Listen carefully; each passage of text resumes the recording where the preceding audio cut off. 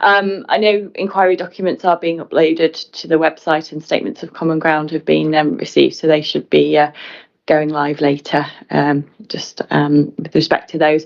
Okay, I know I've got to move to the witness table. That's not an opportunity for anyone to question me, but so I'm going to get out of the way just so I can see the presentation behind me. So I'll just move my things across, and then I'll ask you to introduce yourself and start the presentation. Okay.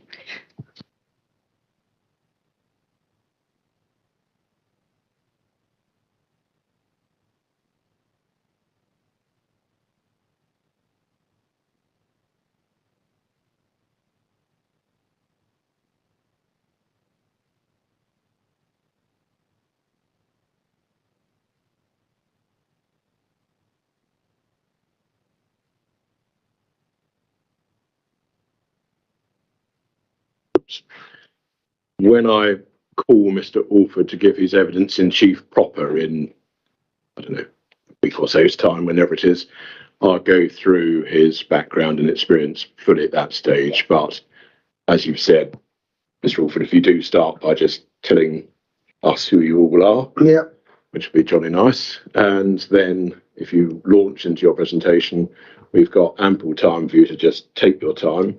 And I know that I think at 3 stages, context, then for the 18 scheme, then for the 21 scheme, you'll be wanting to just get up and show some things on the models. The inspector, I think, will either follow you around this way or the longer way.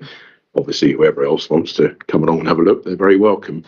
So this will be one of those glorious parts of the inquiry where I switch my microphone off and shut up for just as a note, obviously I don't know who's watching on live stream, but we will be moving around the room, and I don't think you'll be able to see much. I think they're going to try and switch some microphones on close to it just so we're audible, but those watching on live stream, unfortunately, just going to have to bear with us. We do have model photos that I will be referencing, so they'll at least see the overview that you will then be looking at in reality. Okay, thank you. Right. Okay, so great. I should switch this off and over to, oh God, it's so hard to turn the thing off.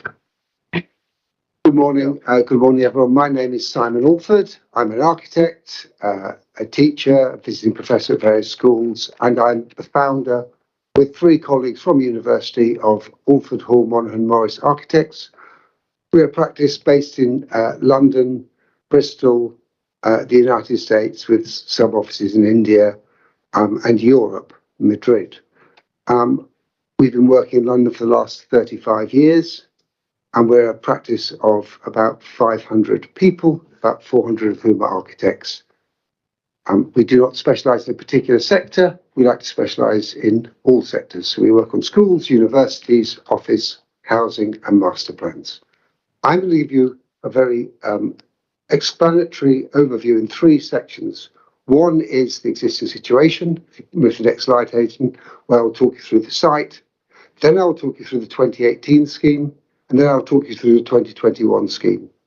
I know I've got about 90 minutes for this. At the end of the 2018 and 2021, we'll show a very brief video, a 2-minute video.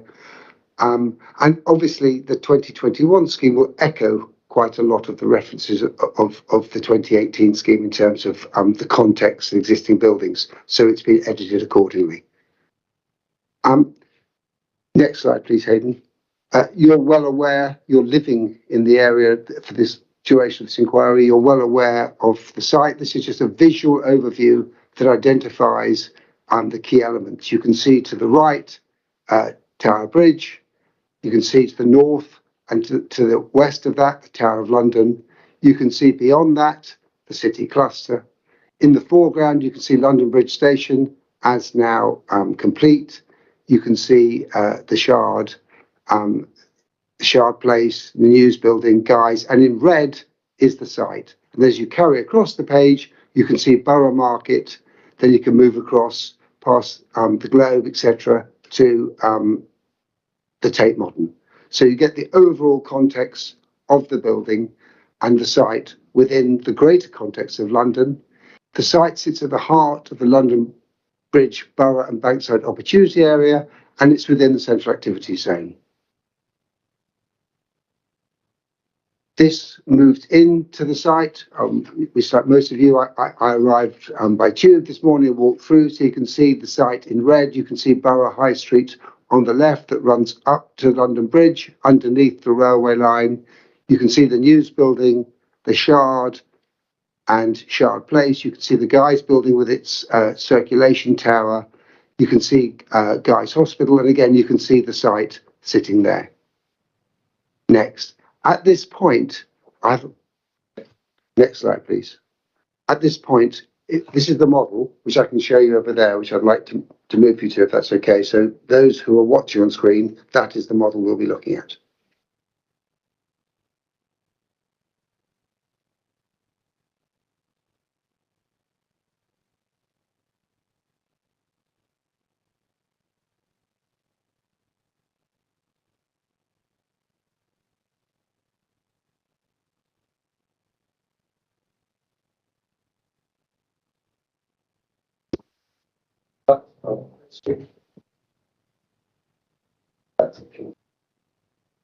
That's the answer. This is the X. This is the that's the bunch of right. This is the list of Terrace. Here. This is King's House. Here. This is the new project that was built in the 1980s, which is this entrance building here, which are the loggia, raised steps, entry here. This is a lower ground, so the basement courtyard. This is the level of the basement. This is the service yard with parking. This is part of the project here. This is the funding here. The refuge vehicles coming there. The gate stops off. This is the main bulk of that building, and this is what we call the link building. Again, just the back. This is the buildings. This diagram here, these are the buildings, particularly which is over this context. So in sort of orange is what is new built in the 1980s, and in white what is retained. So what you can see in the 1980s is the slightly different era isolation. This part of the wall is retained. Fragments of this part of the wall, chimney pots are retained. Pavements are rebuilt, the railings are retained. The vaults are retained. Facade is retained, as is some of the structure behind, but most of the partition walls are gone, so you're relying on party walls. This is the one that stand front and back with position instead of lots of walls and structures on the new building.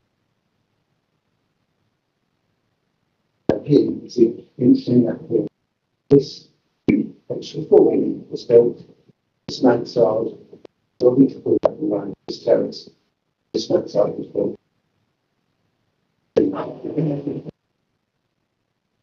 Essentially, this building does exist as this comes into the back of it.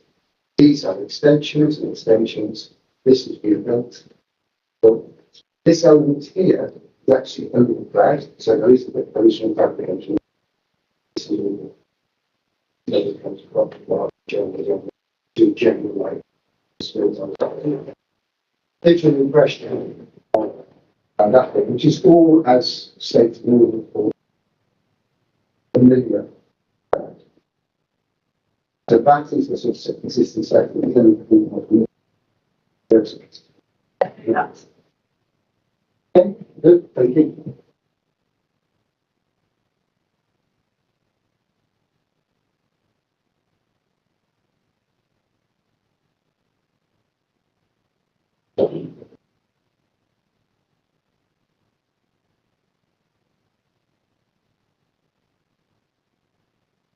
Next slide, please, Hayden.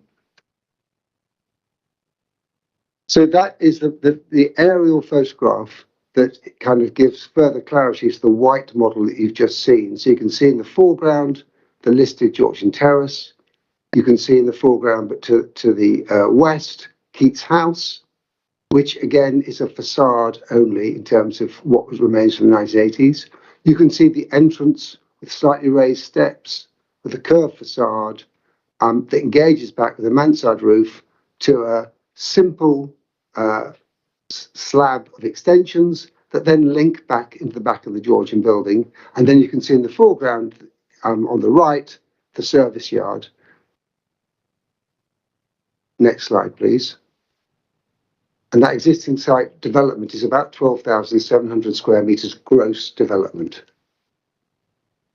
This slide just clarifies what I've shown you, but there's an important additional note. You can see on the left, there's the three windows in brick and the cornice and the mansard from the 1980s, and that's number 16.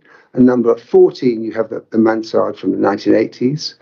In addition, the other change during the history in Southwark is obviously layer upon layer of history, was that in the 1930s, that passageway that exists in the blue slot between 10 and 8 was a vertical slot through the building that allowed access into the courtyard behind for purposes various.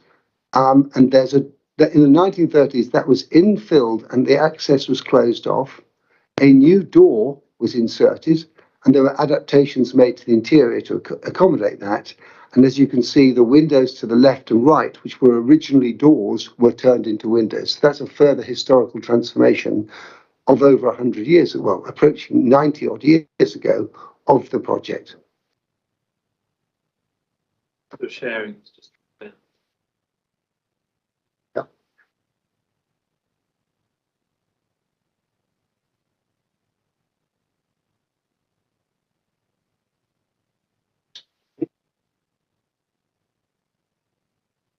Back up. Poor network quality.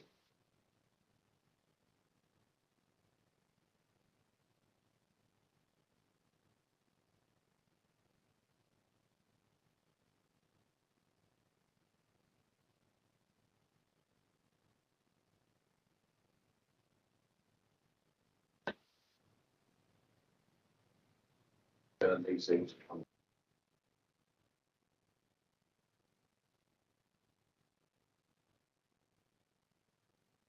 Did that. Right. Hopefully.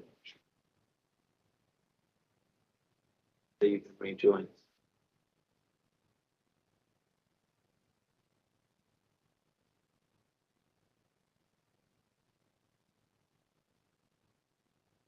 Yeah.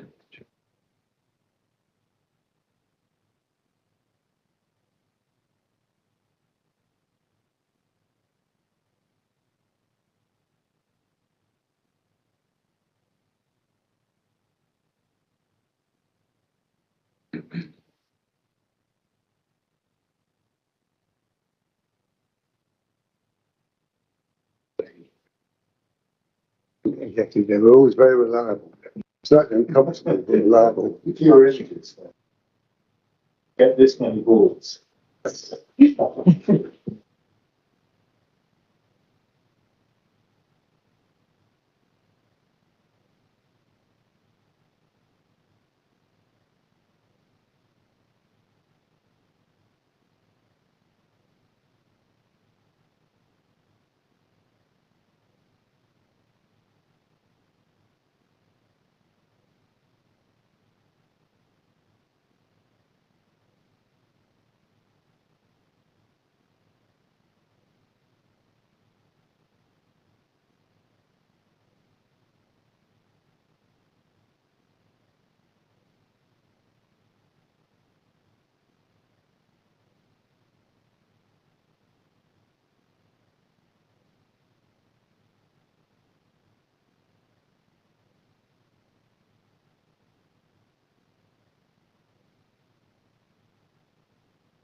And there needs to be less backing.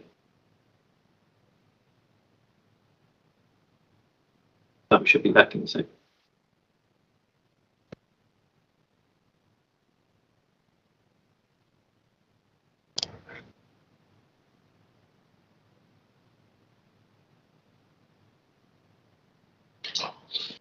Really promising.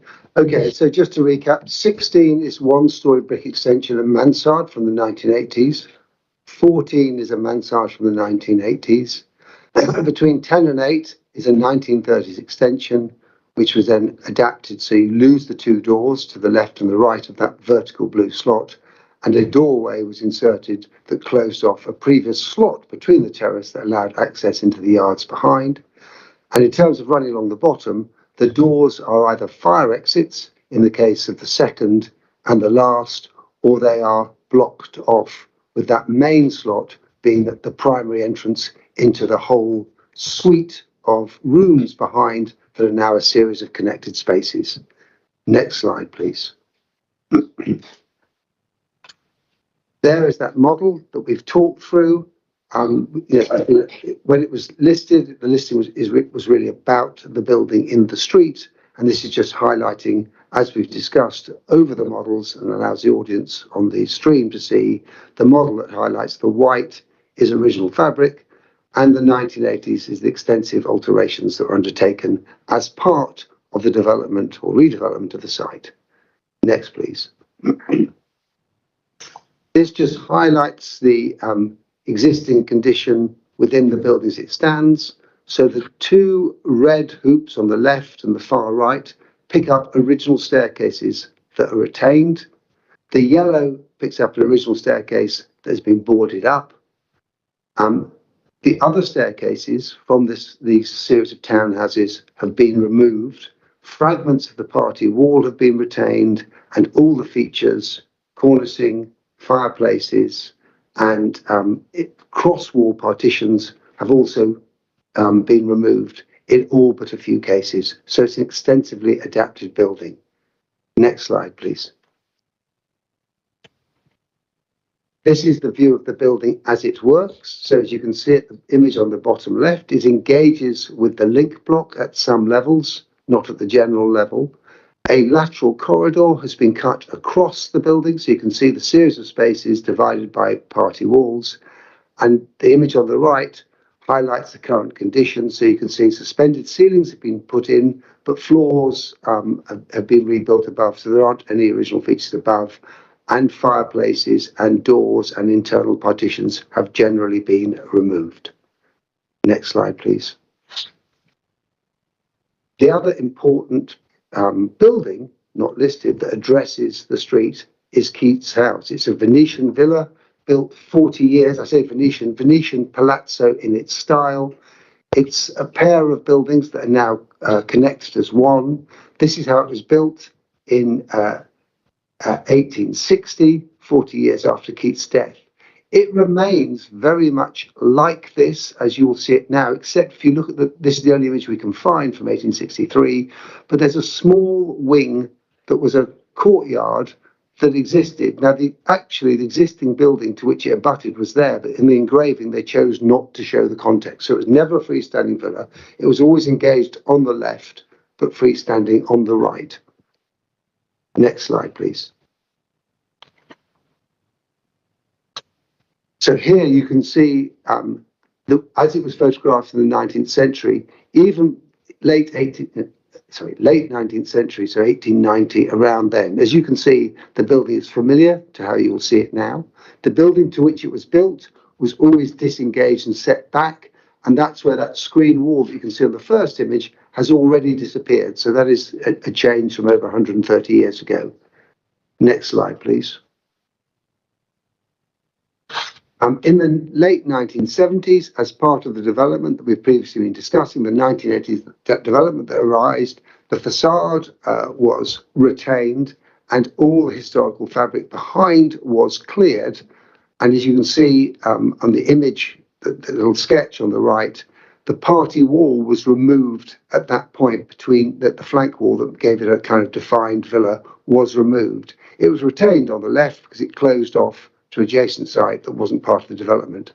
So the little diagram at the bottom shows you what has been retained or was retained in the late 1970s is a facade with a flank return on the east side, but a straight cut on the west side.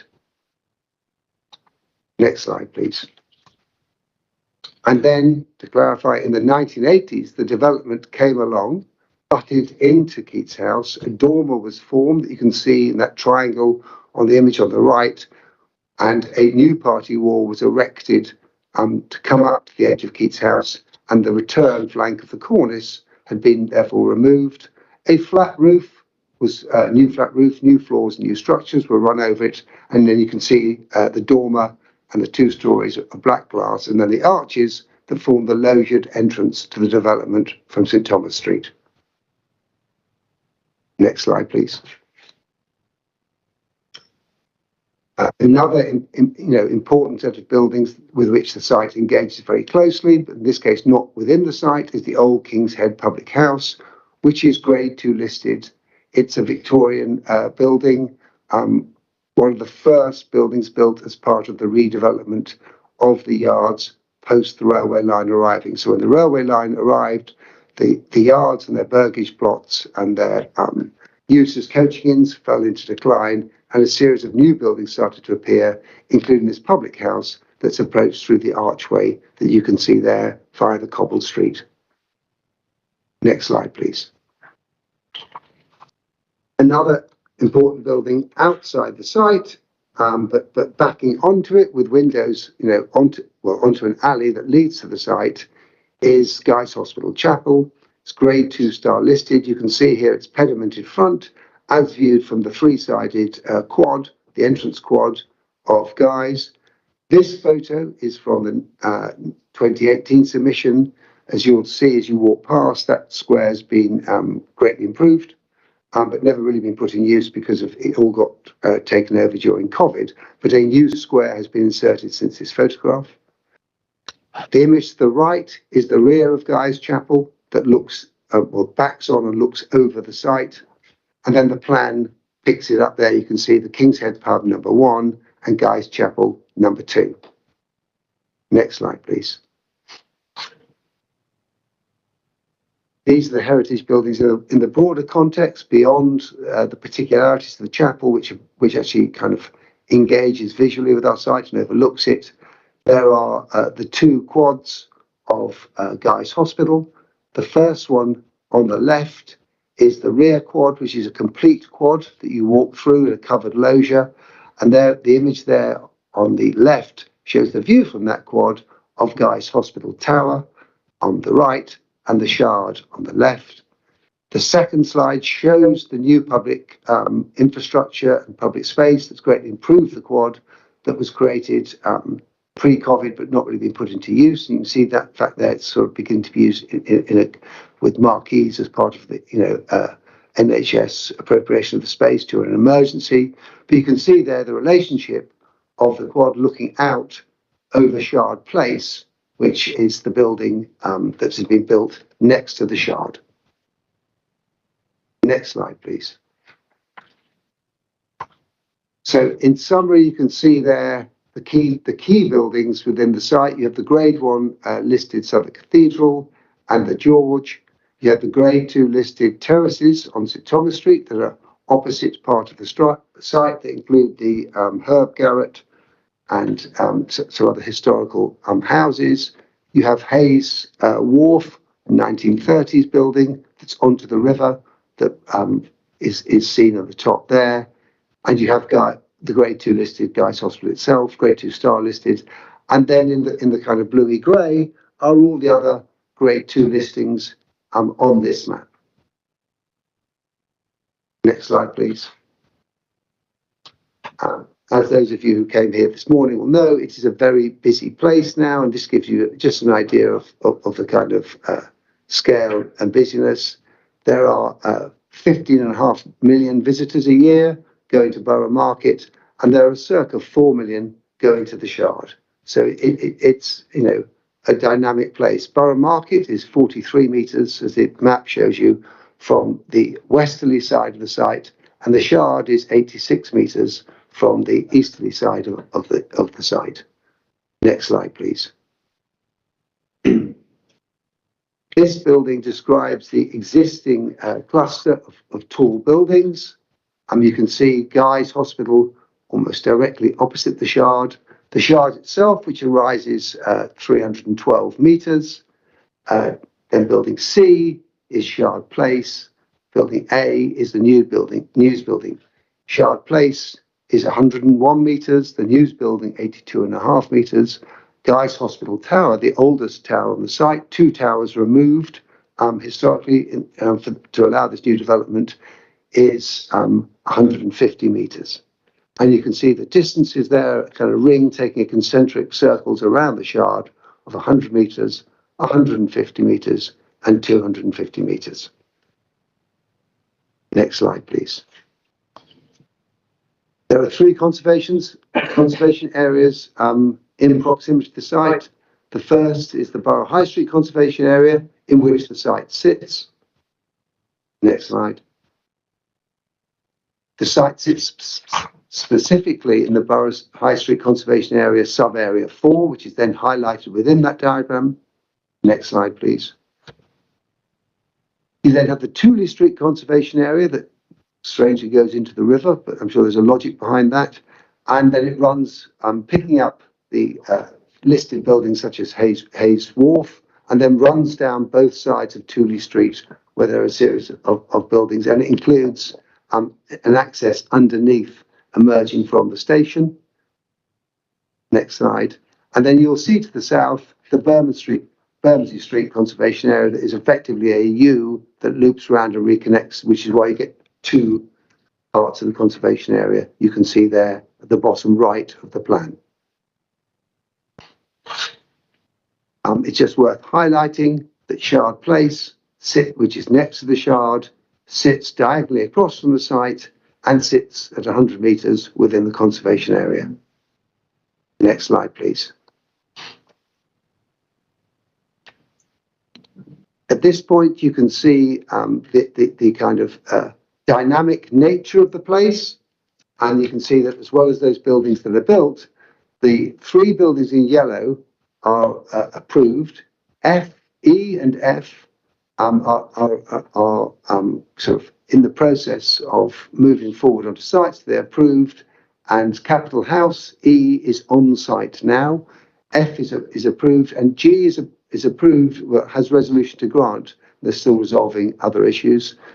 Proposed tall buildings in planning beyond, so just in the process, are H and I, and above News, the News building is J by London Bridge. So those are buildings that identified on the model when I take you there in a different colour code. So we've identified built buildings, buildings that are approved, and buildings that have resolution to grant. Next slide, please. It is a very busy area. It's become historically a crucial Roman route to Dover and a connection to the city and London, and of course it is London Bridge.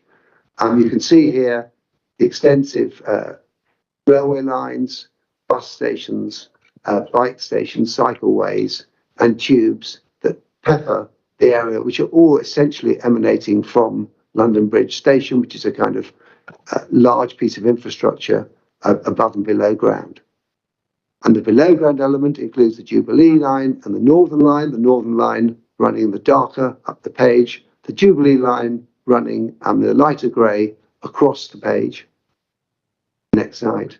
And when you put all of these together, the site achieves 6B, which is the highest public transport accessibility rating, the highest PTAL rating you can have, which is entirely understandable because London Bridge is the fourth busiest station in London. Next slide, please. I know traffic has been discussed in detail, so I'm not going to dwell on this except to say we are at the moment in a kind of hybrid situation where there are a series of barriers that have been put up during COVID to allow pedestrian movement that restricted the transport system. And there are plans that are altering and dynamic that are coming forward for the reconsideration, particularly of St Thomas Street. But in essence, the pre-COVID plan, which is the base plan that's still in place, is a two-way Southwark Street, a two-way Borough High Street, two-way St Thomas Street to the Shard, so vehicles can get to the Shard and then turn around and come out, and a one-way from St Thomas Street from the east to the Shard. And White Hart Yard and King's Head Yard are essentially two-way, a kind of traffic loop. Next slide, please. I will now focus on this corner because it is relevant to the proposals moving forward. Next slide, please. This is the pre-COVID condition. to which we, can assume it might return, although there are other plans coming forward. And you can see there some dimensions just highlighting the pedestrian realm. So you have 3 meters when you exit from the tube. You have 2.6 meters as you come around the corner to the junction that takes you to Borough High Street. And you have 1.7 meters where you have the traffic signs. Next slide, please. As a result of the density of use, pre-COVID, a LUL traffic barrier had been placed in front of the tube station. Next slide, please. And in 2015, because of the 14.5 million visitors to at the market, there's a diagonal crossing that was inserted that is now currently closed off, but there's a diagonal crossing to pick up on that important desire line. Next slide, please. This is the condition you will find now, which is a kind of expanded pedestrian realm and a one-way left turn only from St Thomas Street, with various adaptations that reduce crossings as you go north along Borough High Street. Next slide. This is the proposal as it was when we looked at the 2018 scheme. It was not a proposal that was fixed, but there was detailed discussions with TfL, which is about St Thomas Street going one way onto Borough High Street. Subsequent discussions are about St Thomas Street going one way the other way. So it's a dynamic situation. The reason I've shown the previous conditions is they are the known conditions. This is the emerging condition that was suggested in meetings with TfL at the time of the design of the 2018 scheme, that we are, of course, aware it now goes the other way. Next slide, please. This is a 2019 photo of the use of the site on a typical morning. So you can see the red routes, you can see the proximity to Borough Market, and you can see the people heading south and north out of the Jubilee Line station. Next slide, please. This is a 2022 photo of the kind of density of traffic heading south out of London Bridge Station, cyclists surging to beat the lights, and pedestrians circumventing the density by coming the wrong side of the crash barrier. Next slide, please. And this is a fairly typical condition you'll see this morning. Next slide, please. So this is how the exit from the Jubilee and the Northern lines work. You come up into a station box underneath Borough High Street. If you want to head down Southwark Street, you go up a suite of stairs that you can see in the foreground on the left.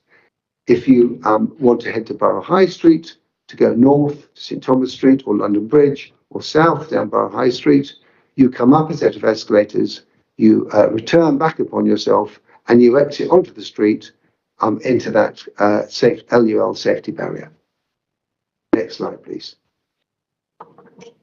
The top image is what you see. You see a red wall, and you see some advertising and various information. Sorry. Just say again. Yes, sorry. So as you come up the escalator, if you've chosen not to go to Southwark Street, to arrive in Borough High Street, you come up, you see this red wall, you see various information, you see an advertising hoarding, and then as the bottom slide shows, you turn and then exit back out towards the light, back upon yourself onto Borough High Street, which means you then arrive at that safety barrier area to head either south or north. Next slide, please. The historic yards are obviously a very important part of the urban grain of the area. These long linear plots were generated by this idea of horses and carriages and movement, obviously replaced by the arrival of the trains. These are little diagrams. There's much more detailed documents, but just to give a kind of summary context, the yards were all busy coaching inns and stables and accessed by the public. Next slide, please. The yards went into decline in the latter half of the 19th century, and by the early 20th century, they were redundant pieces. This is a photo of the grain and character of the building as seen on the yards, and you can also see the idea that as these yards went into decline, Opportunistic London filled in the plots and elements were built through. Originally, there was a small church and a burial ground on that site, which is no longer consecrated ground. So there's a layer of history through the history of the site. Next slide. You can then see the kind of the journeys you experience. You can see King's Head Yard, then you can see Queen's Head Yard here, and typically these yards run east-west. Some are dead ends, some connect through. Next slide, please. And so the history of the site was coaching inns and stables in an opportunistic way into what was previously backland sites. There was previously a burial ground, there was previously a church, but the linear medieval plots were then exploited as coaches and stables. A series of small yards and pockets of accessible space existed prior to the 1930s, when St Thomas Street's connection through on the second image was closed off.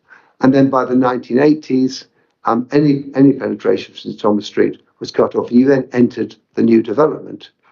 And then the proposal moving ahead, which I will come to in a moment, is to clear the site of those buildings and then create a new series of connections that reflect the history of the site. Next slide, please. I've talked about the existing building in plan. The grey is the existing footprint, which is very dense, as you can see, with the red line picking out the site boundaries, so it's tight to King's Head Yard.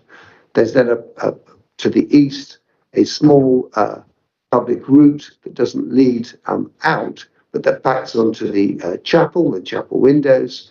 There's a sunken courtyard that is effectively a fire escape from the basement of Keats House and the new development, but it is open to the public. There's a sunken courtyard shown in red that is at basement level that is private to the development, and there's a second sunken light well that is also private to the development. And then there's a car park with servicing access that's just before you get to the King's Head pub on the other side of the road, which carries vehicle servicing, car parking, and bikes.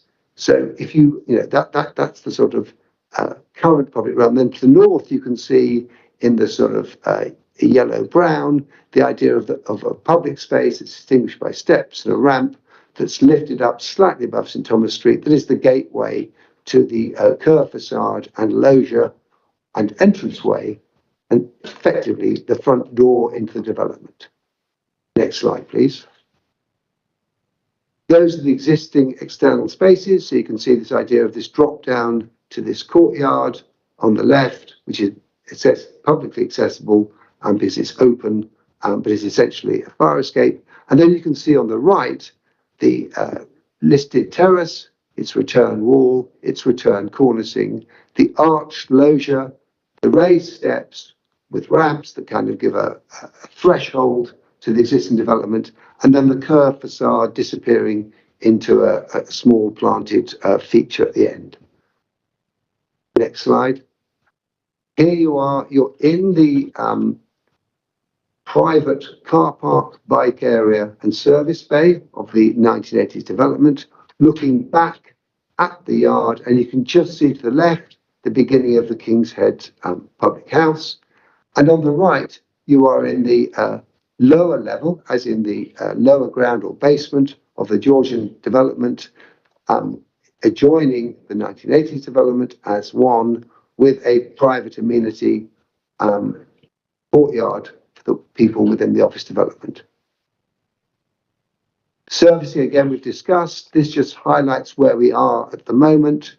We have a bin store that's accessible only from the hospital estate. There's a gate that you can just see to the south of the green bin store that blocks off that route that's closed except for fire access. So bins are collected by going through the hospital estate. You can see the car park servicing you've just seen in the photograph in blue on your left. And you can see the planned way of dealing with the existing building, which is a loading bay in red and a series of on-street parking for small van goods vehicle delivery on the right. Both are starred because they're temporarily suspended, and the bays across the road are used at present, and then there's a shuffling across the road, but that is all part of the kind of temporary condition. Next. So that's how it would work in the normal condition. a vehicle would pull over. It would then serve directly through that 1930s infill door into the Georgian Terrace. Then you would trolley goods along into the main entrance of the building and into a service entrance of the building, which is through Keats House. So there's one operational door into Keats House, a reception, a service entrance. You have limited access through the two arches. It is a two-way King's Head Yard, White Hart Yard access, but that is a two-way access which can only be used by bikes, on foot, and small vans. Next slide, please. That shows that movement. So the design potential is a two-way system. The reality is, because of the difficulty of reversing out, most vehicles are advised to come in via White Hart Yard, drive through King's Head Yard, head towards a high street, turn into the servicing area, and then reverse out and drive back the way they've come, because the tightness of the angle to return out onto Borough High Street is tricky, although it can be done with multiple manoeuvres. So the general route is in all the way around the loop and then all the way around and back out. Next slide, please. And then there you can see the hospital estate, closed gate, and the access to the bin store. Next slide, please. So I'm now going to talk about the 2018 scheme. I think at that point it'd be useful to take you to the models again.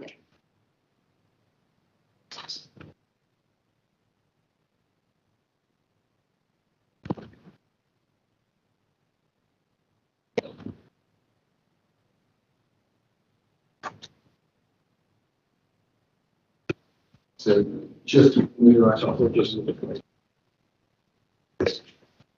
familiarise yourself, coming out from the here, the station. There is the new station. There is the news building. There is Shire Place. That's St Thomas Street. That is the exit we're talking about. That is the bank. That is the bunch of grapes. That is the terrace. That is King's House. That is Southern Cathedral. That is the proposal. So the simple proposition now, which will continue to come out that way, come out that way, which you can see in the detailed presentation we go through, is 3 years square, and that is the King's Head Public House, talked about already. That is the Guy's Hospital Tunnel.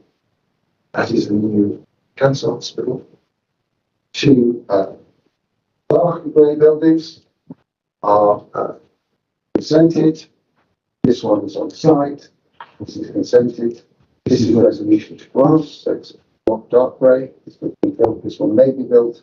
This one has resolution to grant. It's not formally resolved. And the white buildings are applications that are coming forward and in. Sorry, that are in now. The project, as you can see here, is slightly lower than this house, 150 to 150 approximately. You have a simple curved form, press the river. You have a brace structure, which holds the building up. You have small series of roof terraces. You have a hub, public garden. Then you have a series of stairs and lifts that animate and shade the south side of the building. That is the proposition. I'll talk about it in more detail.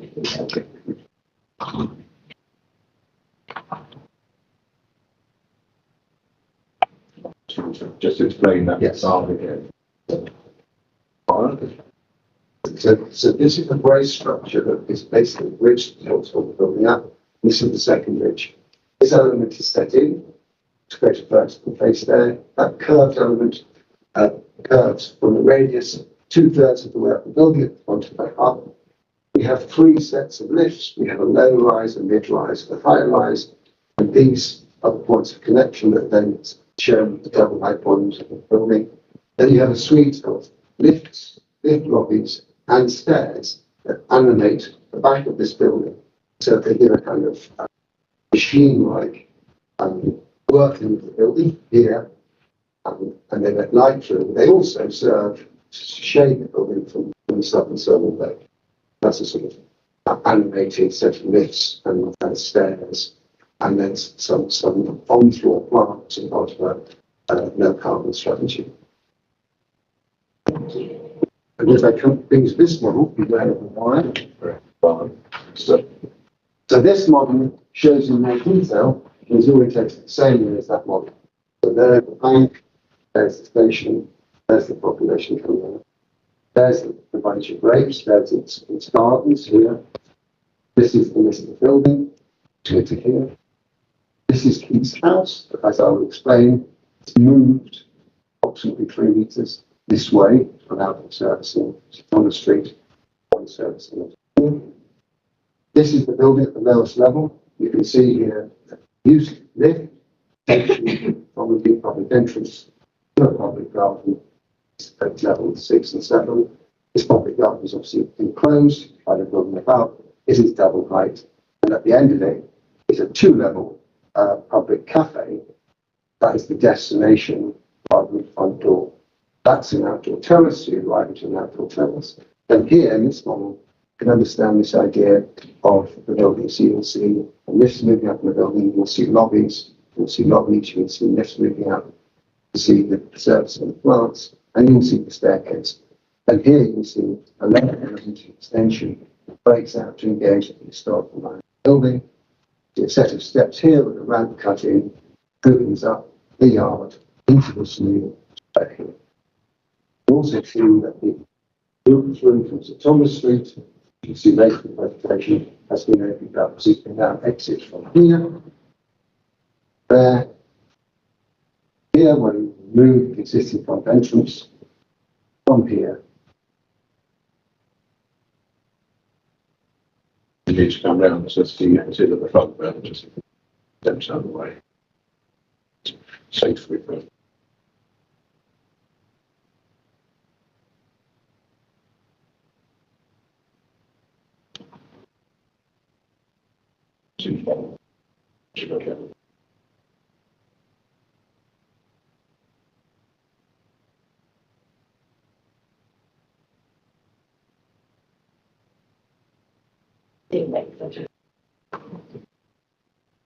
Yep.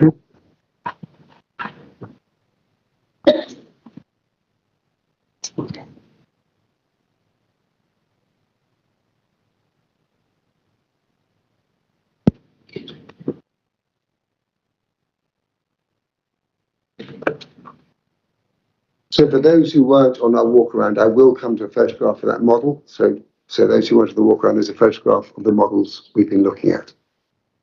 Next slide, please. So as designers, we reference the idea of a tall building and the horizontal structures of the railway lines that have kind of helped redefine the recent layers of history, both in the Victorian era and just recently in the last couple of years when the new station opened. So that is a reference that's been used as a precedent that develops the structural solution that exists in the 2018 project.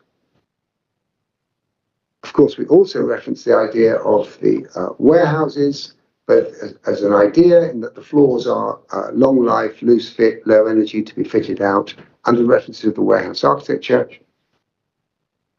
And of course, the history of the site is an industrial architecture of frame and infill, which, is something we're cognizant of. Next slide, please. And this was an image we produced early on as an internal reference, but used externally, of the idea of a vertical bridge sitting and rising through the historic fabric of warehouses. So it's a kind of play on the history of change within the area. The most recent set of significant changes in the area being the upgrading of the station and the addition of a series of tall buildings. Next slide, please. And you can see there in detail a study of the expression of the side structure of the building that is used to both emphasize its slenderness ratio and to hold it up. And then the expression up the building of important moments, connecting floors and public spaces in the buildings as double height volumes. Next slide, please.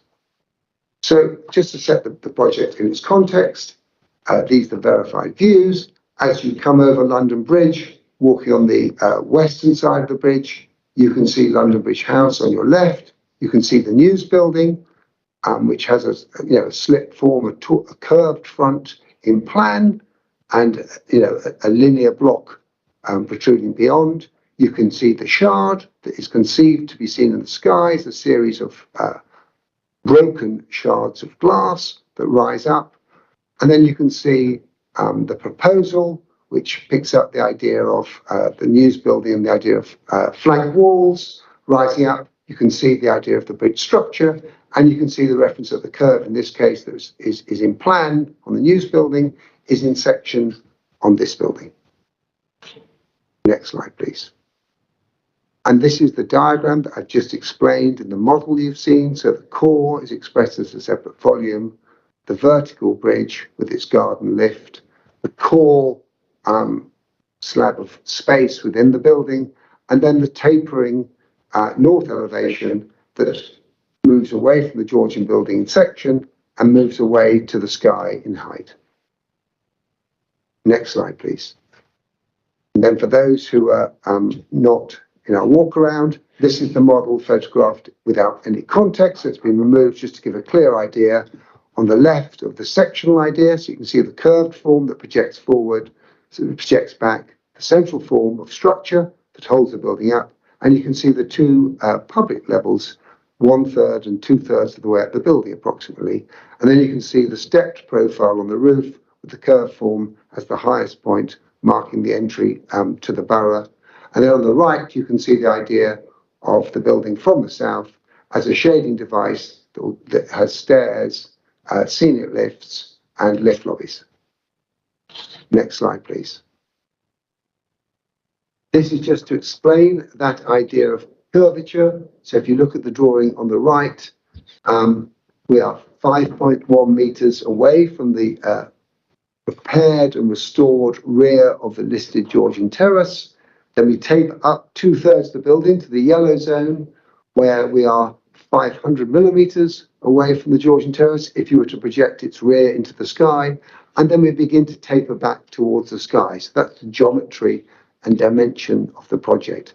And therefore, if you can see on the level 00, which is effectively ground, we are 5.1 meters away from the back. But if you can see level 23, if you were to drop a line down to the Georgian building, we're 500 millimeters from the back face of the Georgian building. Next slide, please. So for those who weren't in the room, this is the proposition of the model that you've just been looking at. And you can see in the foreground, the lift that takes you to the public garden at level 6 and 7. The idea that, of course, is there's a compact floor plate to release public realm and then to also replicate the lost built form in the sky. Next slide, please.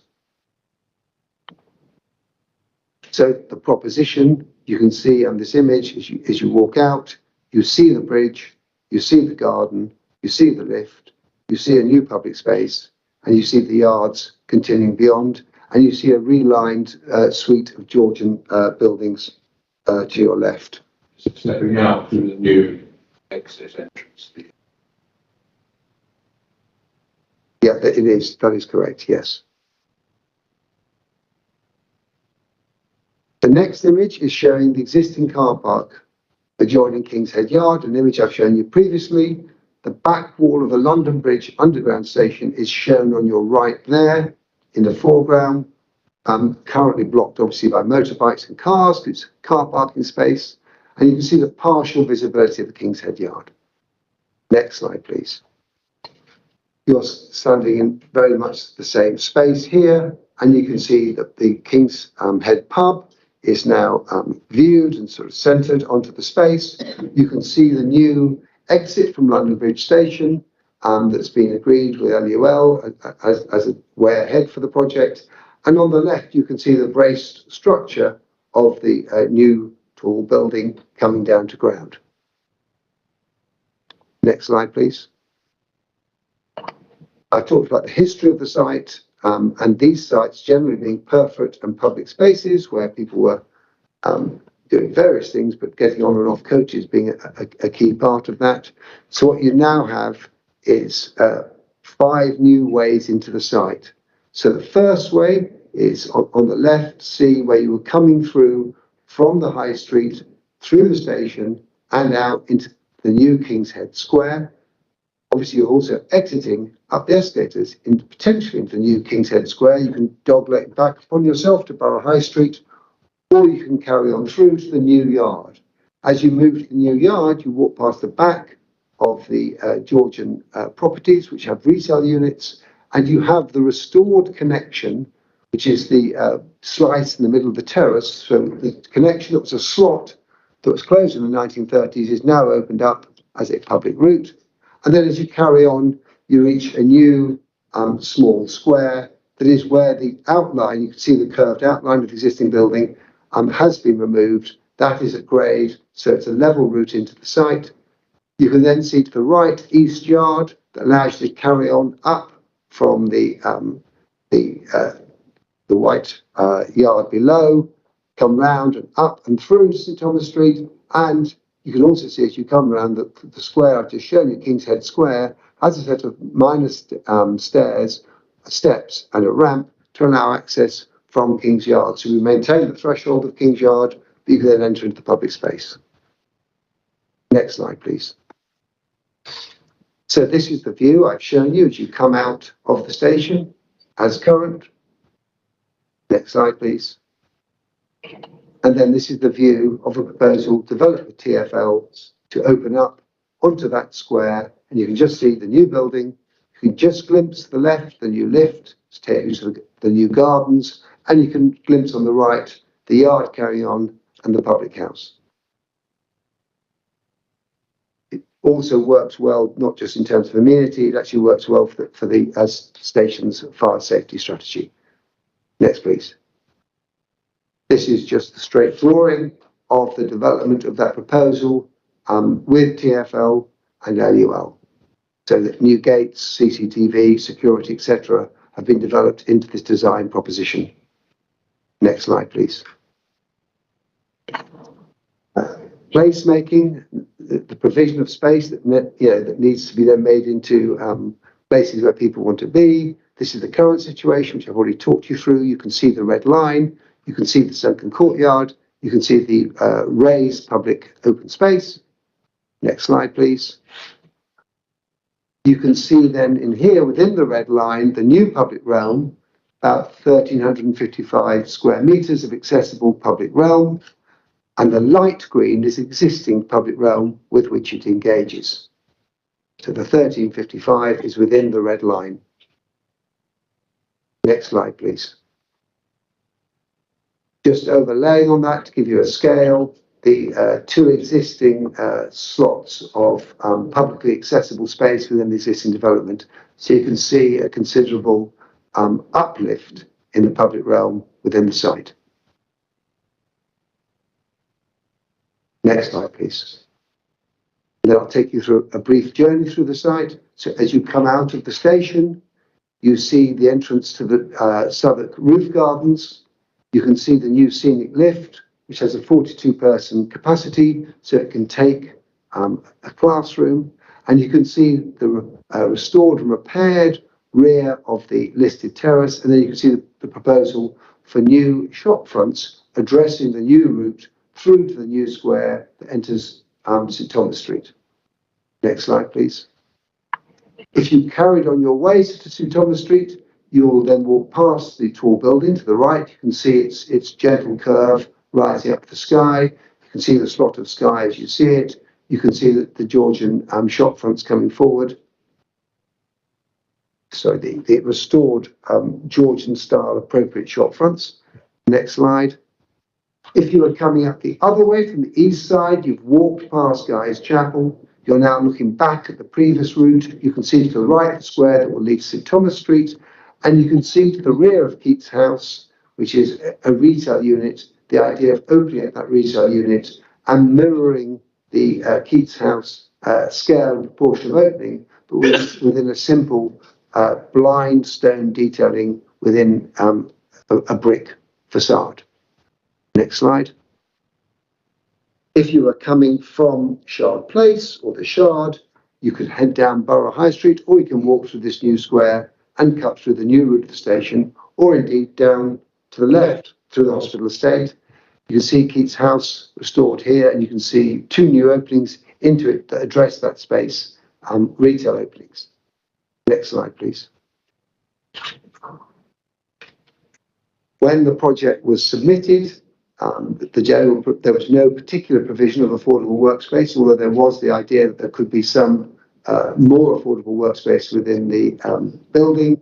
Subsequent to the submission and before this public inquiry, developed a proposal, which you'll be aware of, to bring the affordable workspace up to 9.7%. So very close to the, and that is secured within the Section 106, circa 3,000 square metres of affordable workspace.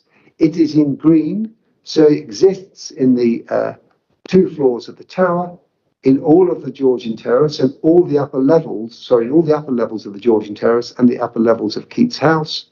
You will see on the left, L00, the retail is in yellow, is accessed from the new public realm, and it is also retail within the new tall building.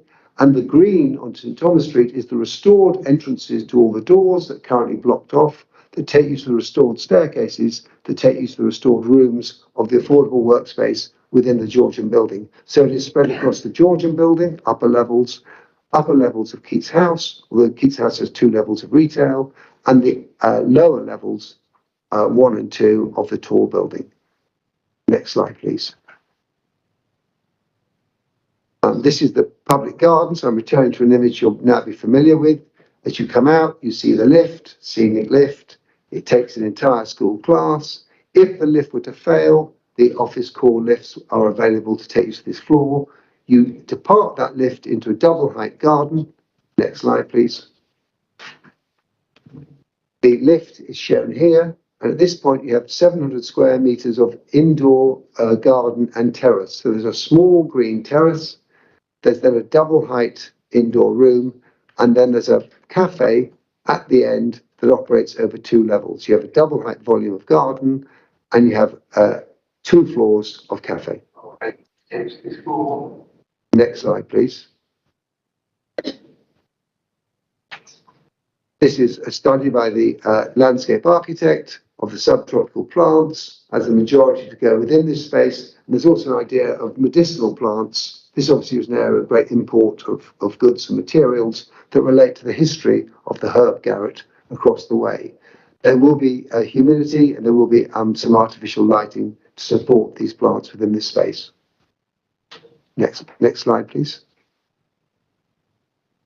This is the model you've seen. As part of this proposition, we're working with the Bankside Open Spaces Trust to develop apprenticeship schemes for the maintenance and monitoring of the green space within the garden. So it becomes an educational facility and an employment generator. Next slide, please. This is the view you would get from the garden. It's a view you will see later on today. It's a view we describe as the Mary Poppins view. It is a roofscape view of chimneys and churches and spires and buildings. So you'll see that view today. It is approximately, within a few metres, the view you'll see on the roof of the existing building. So it's a different kind of view to that which is offered by the Shard, which is, a highly elevated view over London. This is very much a Southwark view. Next slide, please. This is the view from Southern Cathedral. So you can just see the trees and the Shard to your left. You can see the new building. You can see its proposed tapering form rising to the highest point of the building. You can see the bridge-like structure. And you can also see the double height hub halfway up the building, 2/3 of the way up the building. The section to the right explains the logic of that in the architecture. So you have a double height hub in yellow, and you have a double height garden in green that articulate and differentiate the building as a kind of mixed use suite of public spaces within it. Next slide, please. This is then zooming into the architectural detail of that. You have the external brace structure, the hub terrace, an upper level terrace for the hub, and then the vertical glazing system that mirrors the vertical glazing system to the public garden. It's a provision supported by the GLA. Next slide, please. So this is the hub. It's seen as an important provision for the building users. It's also accessible for community functions secured in the Section 106. It's a special double height room and auditorium within Southwark. Next slide, please. There you see the hub. It is at the lift changeover point. So this is a high-rise building. We have double-stack lifts, and we connect them at that point of the building so that the mid-rise and high-rise can connect. So it's a natural place of community within the building. So you can see the purple and the orange lifts and the white corridor that links them. So it's where the hub would be. Beyond the auditorium, there's a similar amount of space. There's 685 square meters of space that is actually for touchdown work and other more informal events. You have an informal and a formal gathering space. Next slide, please.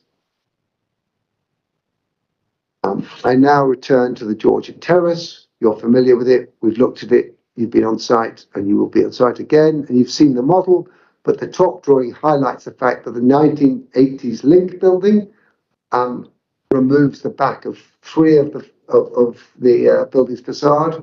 Then there are two highlighting grey extensions that are part of the 1980s project. Completely new facades beyond, except number 14, which we believe is an overclad. So the original brickwork is behind, but that's the only element where original brick sits behind an overclad brick. And then the proposition below is in essence to restore the historical window arrangement that would have existed, to restore the stairs, but then add a new appropriately designed Georgian shop front that will give level access from the new public space, and then rebuild those facades in the appropriate brick and traditional Flemish bond, rather than the stretcher and blockwork that existed in the 1980s. So we restore those facades to something that is more appropriate to their original design and material detailing. Next slide, please. This shows the back of that model. So as you can see on the left and the right, the link block engages with that building and the facade has been removed. New facades, consistent facades in a yellowish brick, not a stock, but a yellowish brick, have been created, and there are steps and they're brought forward, but none of these are historical. Next slide, please. So here you see we've maintained the step profile of the building. We leave the two 1980s extensions, so that's the one-story brick extension and the two mansards. We leave the slot in the middle, but we cut a new archway that you can see in central on this perspective with the shop fronts either side. We then rebuild using a London stock brick with a Flemish bond the rear of all these buildings. We also restore the party walls and the chimney pots and the lines. Next slide, please. So the existing ground floor with blocked up entrances and a series of fire escapes at either end, with one central entrance. It has two red staircases, a lateral route that steps through the building, depending whether you have the 1980s block or not, and two existing staircases retained. Next slide, please. And then the proposal is that there is an entrance to the offices on St Thomas Street, so all the doors will be activated. The purple line is the restored link, so a covered archway, generous covered archway is cut through the building. And then affordable retail units are serviced from the new public realm that you will walk past as you exit from the tube arrangement. We've also reinstated 3 stairs that were not there, and retained those that were and opened up the one that was closed. Next slide, please. So this is number 8, as it was reinvented in the 1930s. This is the interior of number 8. If you go to the next slide. Yeah, thank you. That's the interior of number 8. And then this is as it will propose to be. So you'll now have an entrance to number 10 and number 8, restored into the windows where they were before the 1930s project. and a new public route that follows the line of the arch that exists within the volume through to the new yard beyond. Next slide, please. This is a shot of the typical internal space with all the features removed. Next slide, please. This is the study of the space as restored with shutters, cornicing, and appropriate detailing. Next slide, please. This is the return of the building. You can see in the background the hospital tower at 154 metres, about 10 metres taller than our project. You can see Keats House. You can see the 1980s element coming into the gap between the buildings, 2 stories of glass, the arches, and then a dormer roof. You can also see where it joins with Keats House at the roof, the fact that the cornice was cut and a contrasting brickwork party wall created. Next slide, please. This is the proposal moving forward. So Keats House has been relocated, which I'll talk about in a moment. The facade has been the only historical piece. It's been demolished behind. The facade, the only historical piece, has been retained, moved circa 3 metres to the west. The existing link block and entrance block has been removed. Keats House, for the first 8 feet, as per the eastern flank, the western flank now has a return and a repaired cornice, and then a secondary brick bonding and simpler stone strip beyond, which is consistent with the concept of the original building as this kind of palazzo, Italianate palazzo front. 2 new doors have been cut in to give purpose to this facade, and there is now the journey through the building into the entrance hall of the site with the listed terraces restored in the foreground to the right, and above you, you can see the double height public garden. Next slide, please. This is the existing rear conditions. I'm now doing a straight kind of existing and proposed. To the left is the walled public garden of the Bunch of Grapes public house, retained. We've now stepped forward a little bit beyond that, so that's the image there. You've now stepped forward a few metres beyond the Bunch of Grapes pub, and you're now looking at the restored Georgian facades, the rear, the new shop fronts that we've designed to fit in with those. You're seeing the scenic lift, you're seeing the public space, and you're seeing the journey through to Keats House and beyond to the rest of the yard or into St Thomas Street. Next slide, please.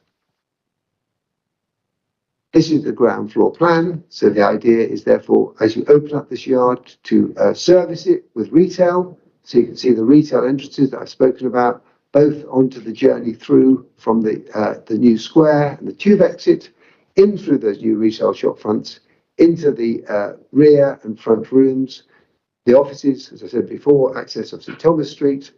The new square where we've removed the 1980s extension is then serving into the retail units on the side. And then the tower itself is flanked by access to retail at ground, access to a public room that takes you up the scenic lift to the garden, and a small retail unit that brings some further animation, just as the public house does, to King's Head Yard itself. Next slide, please. This is an example of an affordable retail unit. There's 400 square metres of this within the Georgian building. Next slide, please. The servicing, as you know, has been discussed. I'll just clarify on this slide here. The blue is the proposed servicing. There's a proposed loading bay, 2 waste trucks, 5 heavy goods vehicles, and 8 motorcycles. Next slide, please. Light goods vehicles and motorbikes in the green will come down Whitehead Yard and service to a new lift and service point there. So you do not need to come back round King's Head Yard. You can remove vehicular movement for this development from this part of the site. So it releases King's Head Yard for future considerations. Next slide, please. And then this shows that pedestrian diagram that you will actually have released the vehicle movement from the yellow areas within the site. That's pure pedestrian, although I would note the pub is serviced on occasion both from the street and from the yard, and there will continue to be deliveries to other neighbouring units, but they are obviously of a secondary nature, being small-scale units. Next slide, please. This just highlights the design consolidation strategy for deliveries and waste. So you have 38 vehicle movements over 24 hours, and the red zones, which are from 7 till 10, 12 till 2, and 4 till 7, are excluded from any delivery. So the deliveries are picked up in the hours outside of there. So in the hours of dense movement, you remove the opportunity to deliver or service the building. And that is part of, obviously, a management plan. Next slide, please. I now return to the existing proposed condition. So this is the Old King's Head. You've come through the archway. You're seeing the Guy's Tower in the background. Next slide. And then this is the proposal as you move forward a little bit.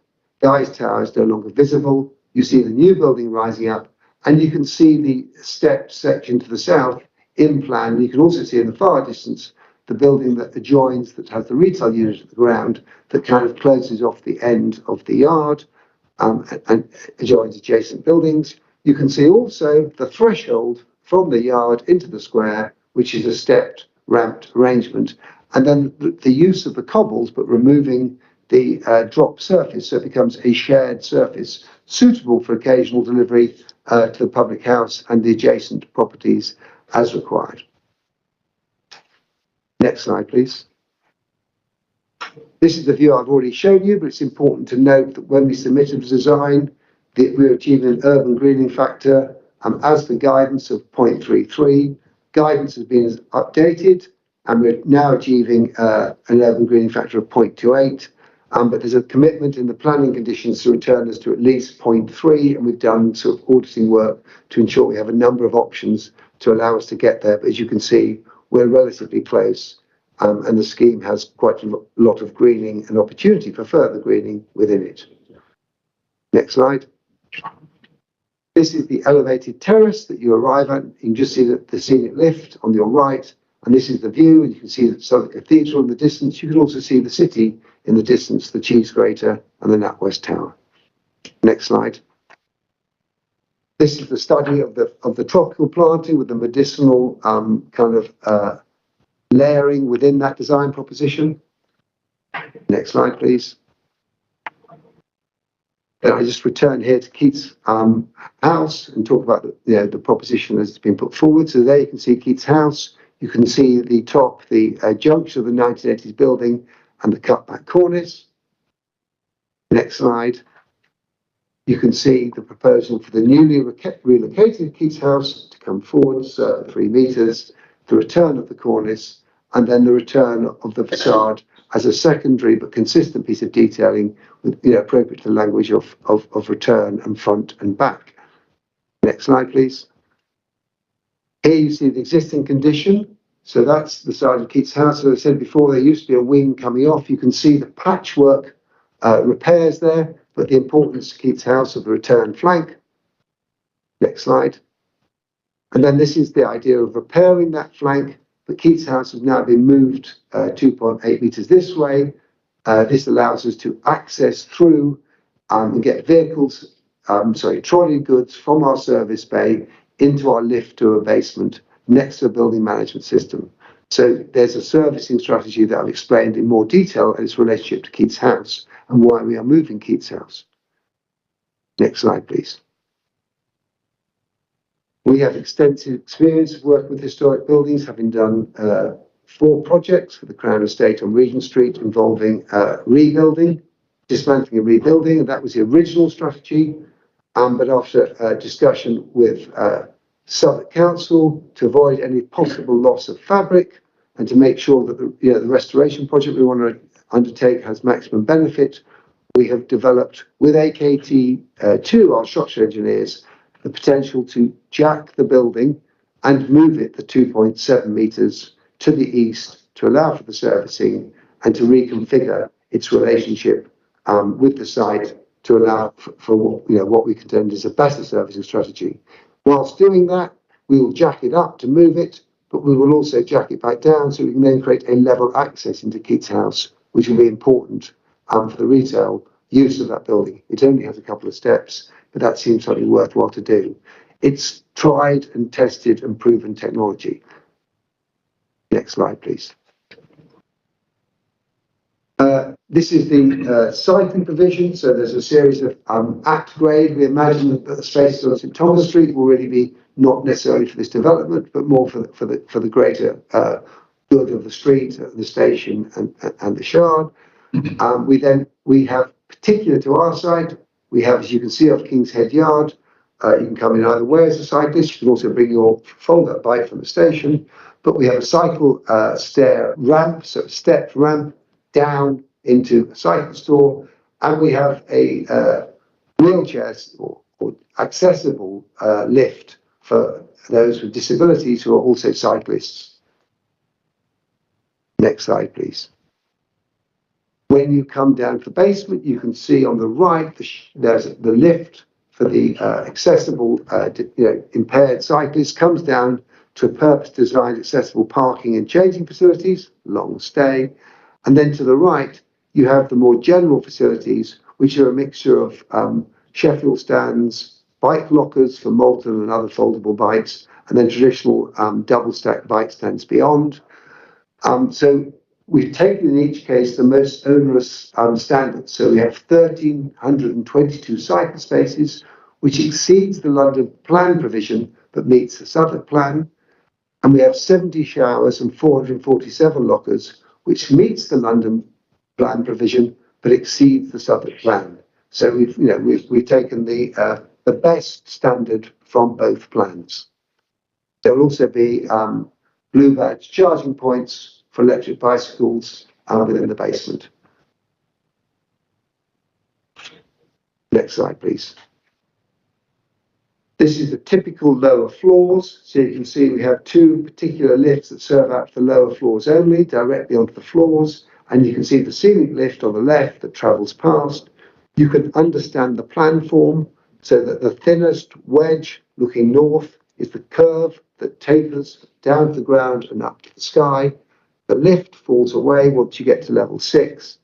The primary bridge structure with bracing at either ends in the middle, and then the series of steps in the core that follow the sight line, that keep it consistent with the historic line of the yards, that also animated with the sides of the lifts, the lift lobbies, and the staircase, and the on-floor plant and surfacing behind ventilated glass grills. Next slide, please. This is the study of the interior, which obviously continues to evolve, but it's a generous volume. You have 3.5 meters, 3.4 meters to the soffit. You have good views of London, and the steel structure is obviously consistent with the steel bridge structure that you saw at the outside. So effectively, we are a cantilevered bridge. And you can obviously see in this particular view, you're looking through the slightly curved facade at the city beyond. Next slide, please.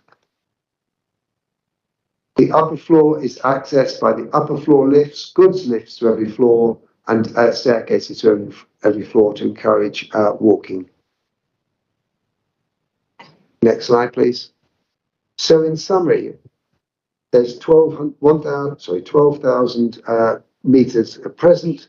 There's 46,000 meters in the proposed.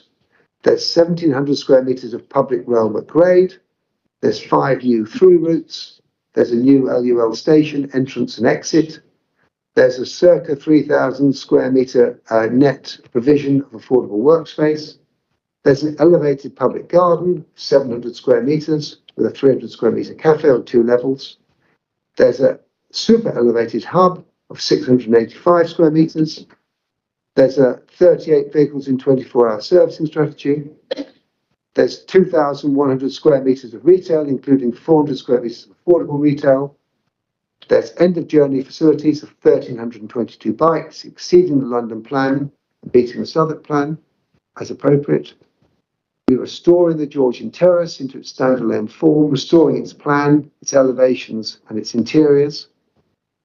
We are restoring Keats House to its standalone form and re-roofing it, so the roof profile will follow the roof profile of the original building rather than the 1980s flat roof. We are taking the visible urban greening to the urban greening factor of 0.3, and there's a biodiversity net gain of 41%. And then there are high quality, long-term office spaces with generous volumes and floor plates that will suit a mix of users and can be subdivided or let as whole floors. So that is the 2021 scheme in summary. Sorry, 2018 scheme in summary. And there is now a video which may work. Sorry, I'll rely on others. After this, I was going to say we'll have a break. we've got 2021. We'll be able to whip through along the back there. It's quicker because you've done the background and the 2018.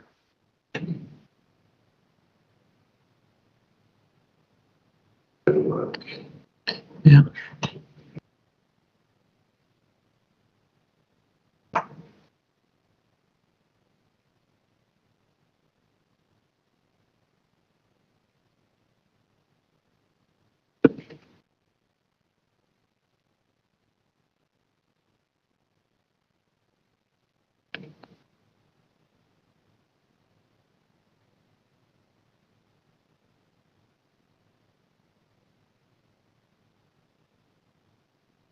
The wall with a video effect, it will actually be a hole. The wall disappearing to the floor.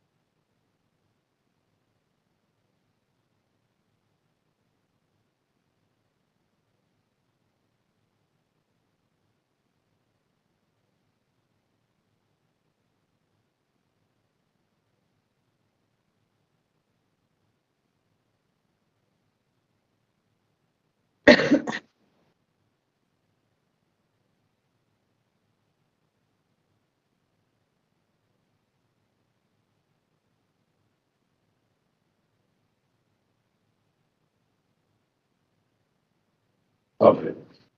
2018 scheme. Okay, thank you. So it's 11 o'clock. If we just have a 10-minute break, if everyone's comfortable with that, we'll crack on. Thank you.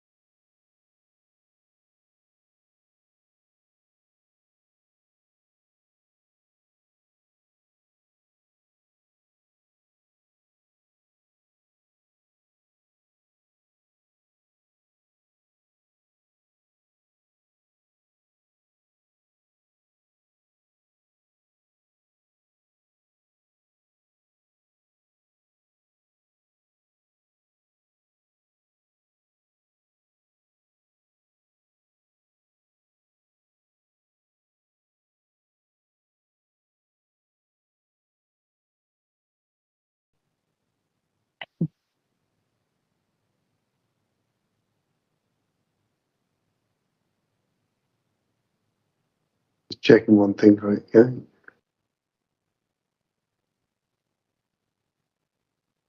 Sorry. So I'm now going to talk about the 2021 scheme. If you don't mind, I'm just going to get my notes up.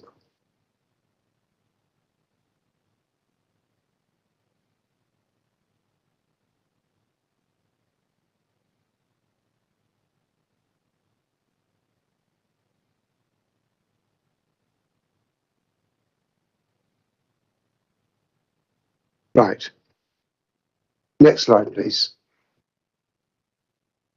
So the 2021 scheme sets out to pursue the same ambitions of a high quality office building with public realm, with some the building also housing some green space within it.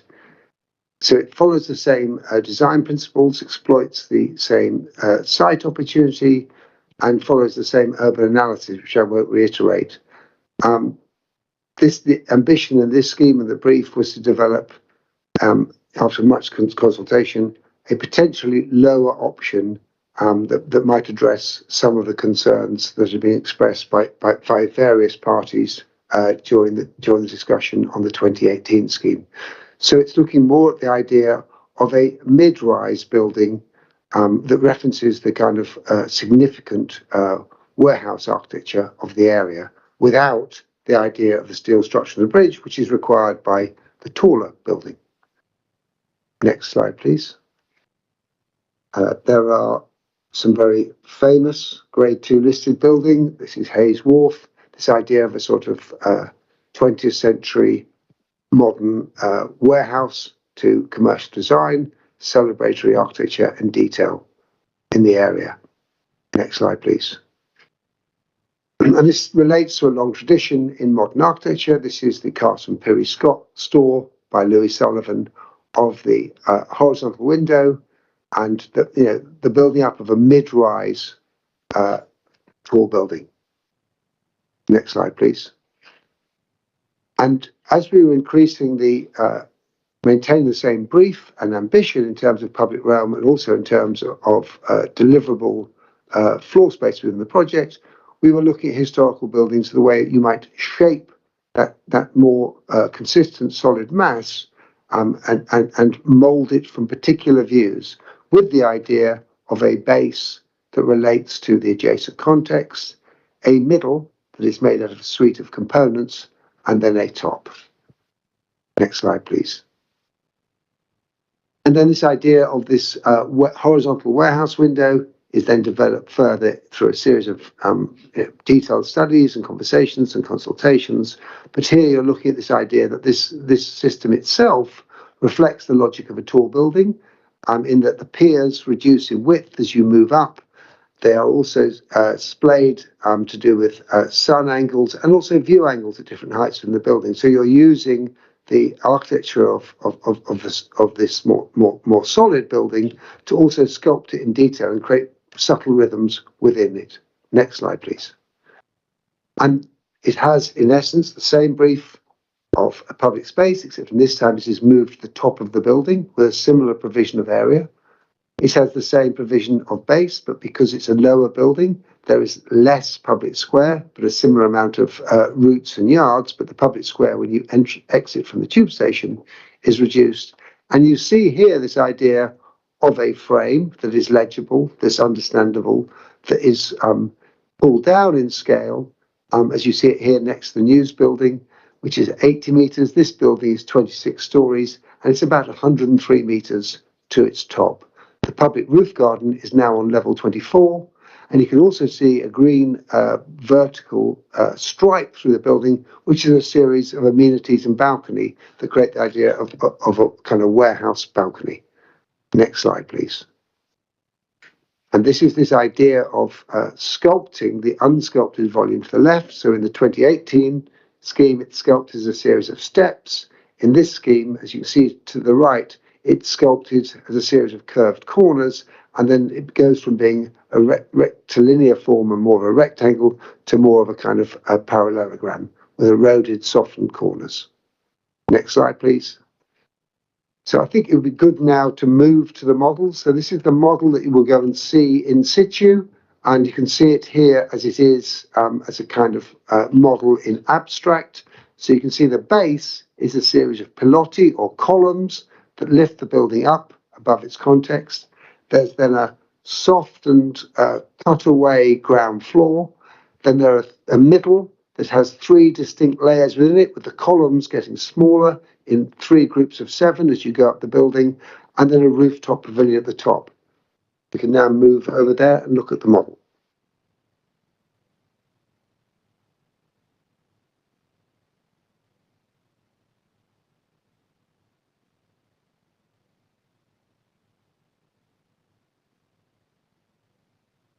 Best project is exactly to see pools. I will any of that.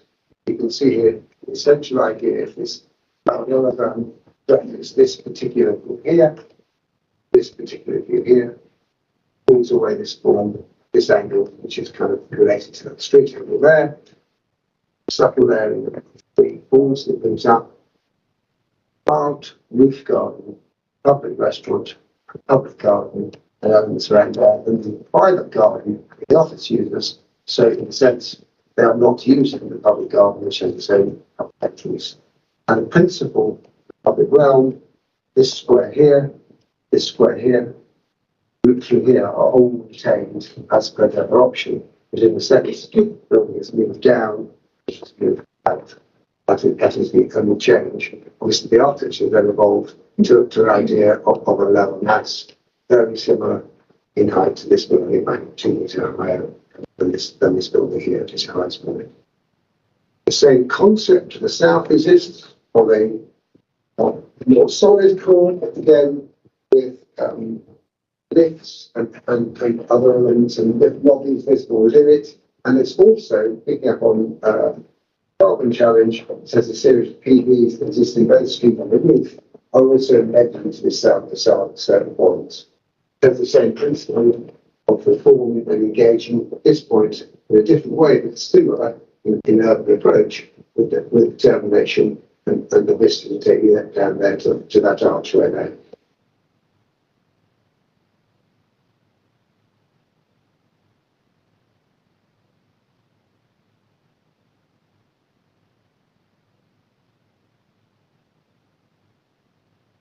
If you move over to here, this is up at the same height as that model. The garden that exists in this model elevated to this point. You can see here the idea of public square, which is not the same size as it was before, which is why this building is listed on pilotti columns and essentially floats free, sits over the Georgian Terrace, well, back from it. But that route through there, which I'll show you in the CGIs, becomes a public gallery. You have access to a public room that takes you to public lifts, takes you to the public garden. You have a retail unit, you have an office entrance. We have the opportunity to small units here, and you have that same route through there. So this is sort of like for like, but you can see that building comes over to this point, as this building comes over to this point. See why this building doesn't come to the ground, whereas that building does. That's all logic.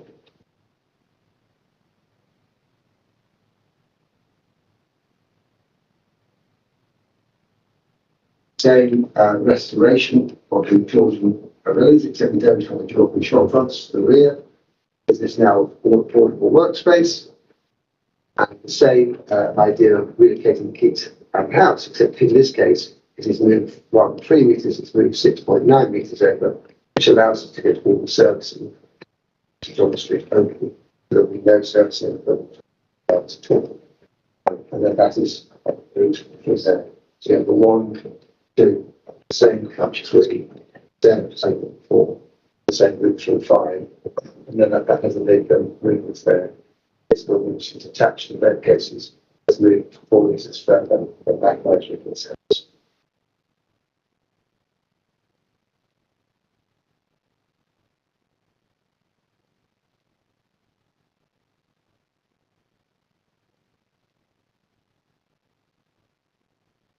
Maybe which was never need training.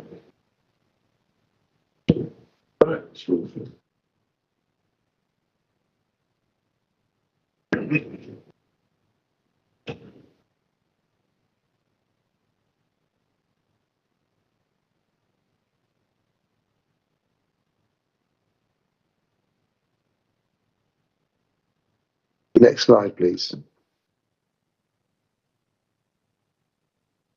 So at the bottom right, you can see the section that I'm showing here in this little kind of perspectival sketch.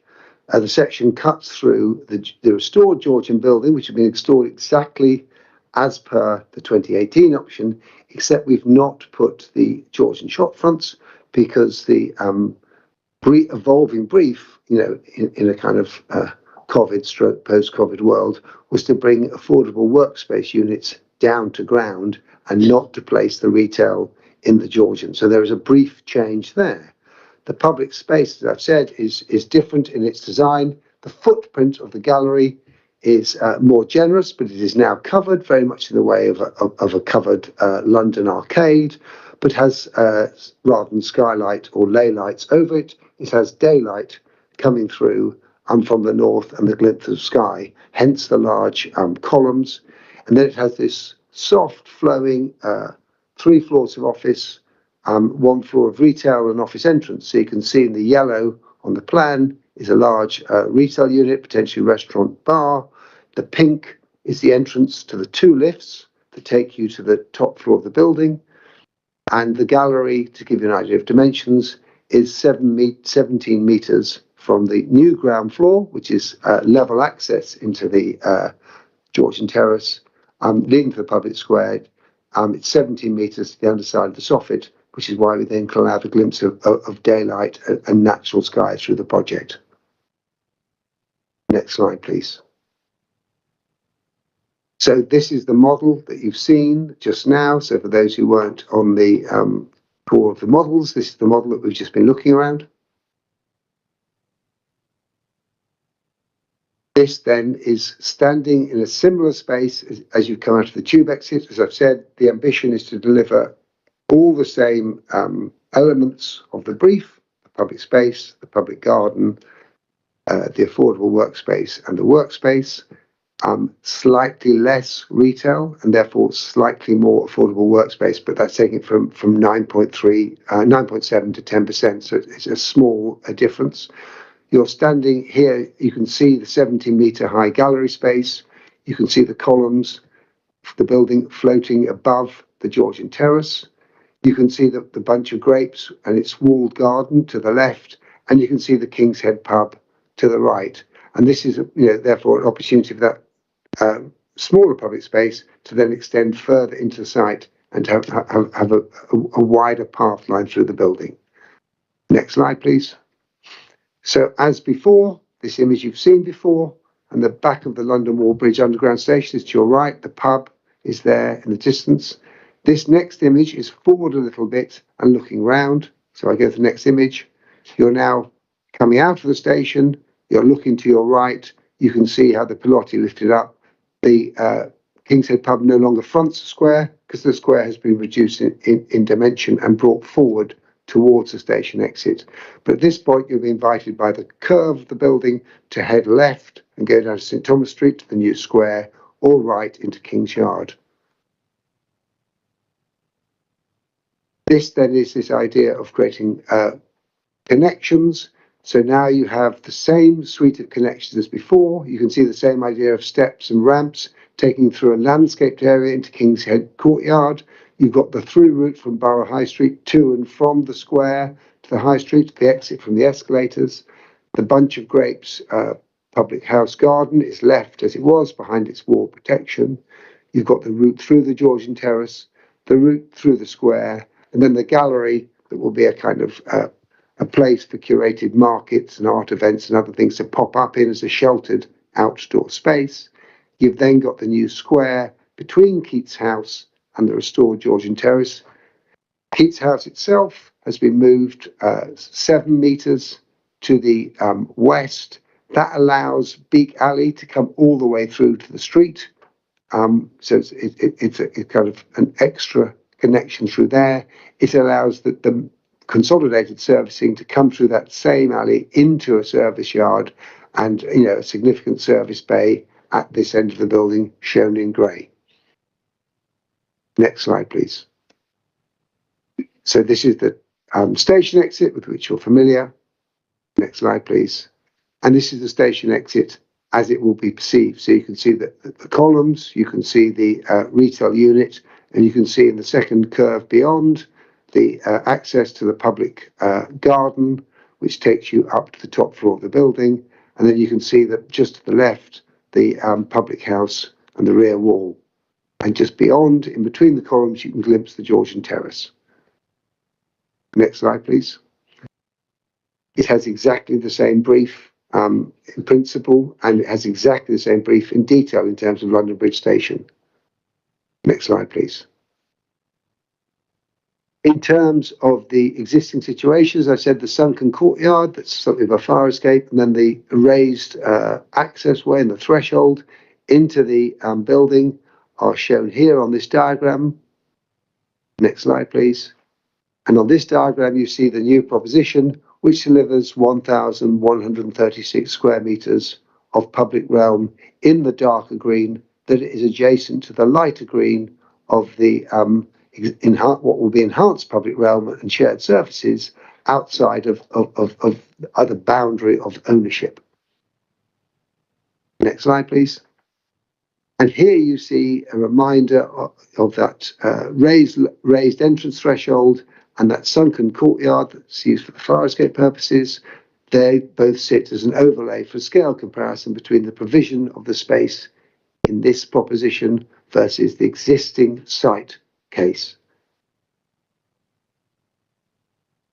Next slide, please. This diagram explains the proposition, which I'm sure you've now understood, having seen the model, but there is the line into King's Head Yard, animated by the scenic lift, gear, detailing, and some retail. There is the largest retail unit as you come out of the tube station onto the new square and onto the yard. There's then the next sandy yellow is the access to two lifts that take you to the public garden at the top of the building. There's the covered gallery. There is the office reception. There is then the flank wall of the St Thomas Street entrance and the new square of Keats House. And then there is the curved wall that allows Beak Alley to now run through to the street between the relocated Keats House and allow the consolidated delivery of waste, collection of waste and delivery of goods to the entire development. Next slide. This is the public realm. So I've now stepped through. To the right is the retail unit. To the left is the back of the bunch of grapes. Beyond is a kind of green coding that we're looking at for a kind of planted wall within the entrance hall of the public space that takes you to the two lifts, the public garden. And then you can see the glimpses of sky and indeed the glimpse of the Shard beyond, and the invitation to walk on through the covered gallery, which gives a different kind of amenity into the new open square. Next slide, please. As you move down, Keats House has been moved, it's been refurbished, it has particular architecture and arch heads and quite tight detailing. That means the floors have a particular height. This staircase joins the Keats House affordable workspace delivery with the main building, giving it a kind of series of connected floor spaces, and is a visual stop as you walk down the space. You can again see on the left the reinstated masonry of the Georgian building in stock bricks, Flemish bond, and then the same arch that we've talked about before coming through into the gallery. Next slide, please. As you come through that gallery, heading east, you then turn west, or you can carry on the back of Keats House to Beak Alley, but here you're then looking at St Thomas Street and the sky beyond. And then here you are, you've come out, you're on the other side of St Thomas Street, you're looking back at the building, you can see the restored terrace, you can see the invitation to walk in, you can see the office entrance beyond, and you can see the new square as it was before. And just above it, you can begin to see the vertical green slot is also a kind of urban marker of the square below and the entrance to the development. The next set of slides show that the affordable workspace is 10% and 3,500 metres squared. It is throughout the restored Georgian building, so it's at lower ground, first, second, third, and in the roof where appropriate. There are then two levels, first and second floor, of the taller building, the reduced mid-rise tower, that also accommodate that, and they connect with Keats House, which uses the upper levels for affordable workspace as well. Next slide. This is the garden view. So as you're approaching Southern Cathedral, this is the view of the garden. You can see the vertical slot that you will later discover is the marker over the entrance to the building, and you can see the grilling of the roof of the pavilion set back. You can see the horizontal corners with the curved glass detailing on three sides here. Next slide. This is the public garden at level 24. Two lifts arrive into a double-height outdoor sheltered loggia that then leads you into the woodland. There is a security office, there's a garden cafe, and then there's a cafe restaurant on two levels, but you don't arrive into either of those. You arrive into the outdoor room with panoramic views over London at level 24, so it's a mid-rise garden rather than the high-rise garden that exists within the Shard, or indeed the kind of rooftop garden that exists within the 2018 option. You have 770 square metres of public garden, and you have 400 square metres of restaurant and cafe. Important again to note, as I mentioned in the model, that above the two-storey cafe is another garden on the roof that is directly accessed by the office lift to ensure that whilst those workers could come down, use the cafe and use the public garden, there is an idea that you're kind of dedicating this garden to the public of Southwark. Next slide, please. This is the idea of this garden. It is native planting, but again, we will bring in an underlay in the kind of low-level shrub planting, which will relate to medicinal plant use and hopefully can form a conversation over time with the herb garret. Here you can see that drum is a glazed drum over the exit from the two lifts that you can see behind the woman carrying the child. That is the outdoor loggia and entry into this room. Next slide, please. Again, we've been talking with the Bankside Open Spaces Trust about apprenticeships and employment regimes to maintain and develop this space, and of course to kind of animate it over time. And then there's an idea here that there will be a gathering space for outdoor learning for schools, the local community, and indeed the apprenticeship programme. Next slide, please. The garden has a particular focus on the west side, but it has a route all the way around and a quieter woodland trail on the eastern side, but it does offer 360-degree panoramic city views from level 24. Next slide. I'm returning to the Georgian Terrace.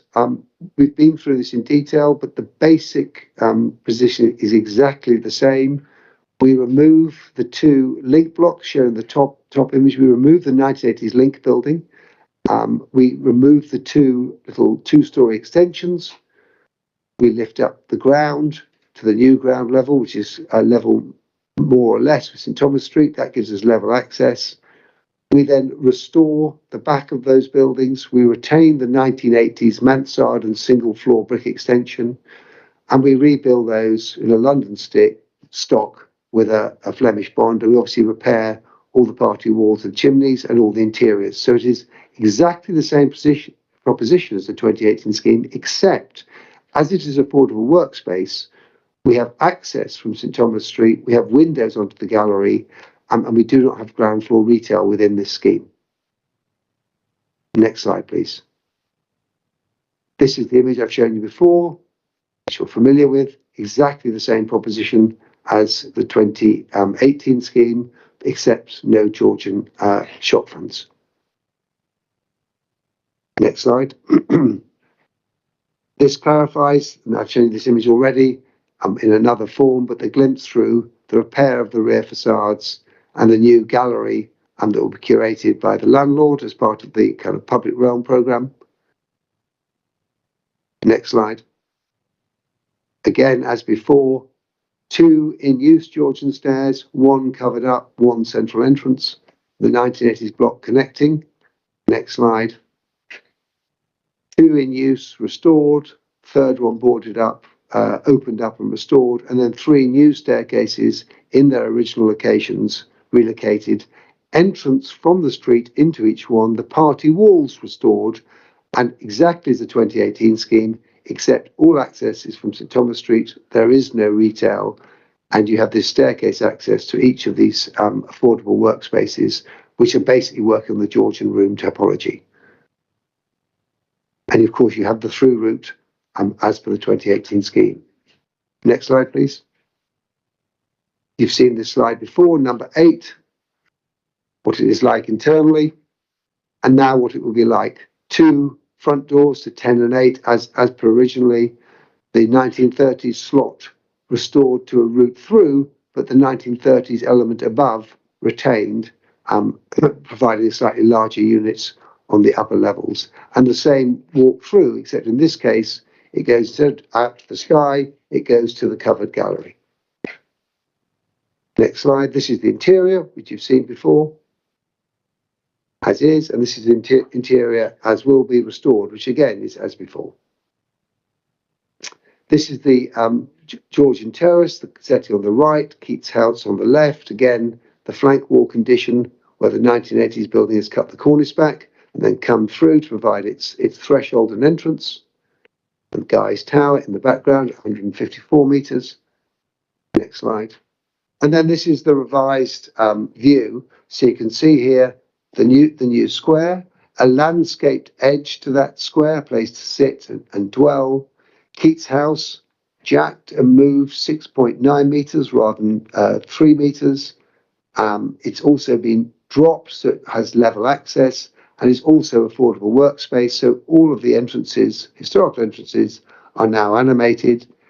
Keats House has been pulled further away from its neighbour, so both the west and the east will now have the same 6 to 8 foot returning cornice detail, and then 3 sides of a sort of second order side and back, which is traditional with the London idea of the front and the side and the back, which is a stripped back version of the detailing. Next slide, please.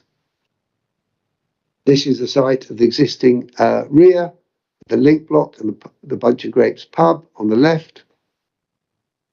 This is a similar shot, a little bit forward, 2 metres forward, where you're now in the gallery underneath the cast soffit, looking at the columns coming through. You're looking in this case on the right at the entrance to the public garden with offices above, and then you look at the destination at the end, which is the staircase that connects historically recreated Keats House levels with the new building office levels.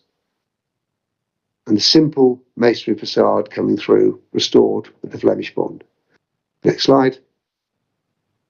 This highlights, again, I've talked about this already, but the retail access is essentially, as you come out to the station, there is a large retail unit that can then use the covered gallery and help animate it, as it does do in many European cities, including London.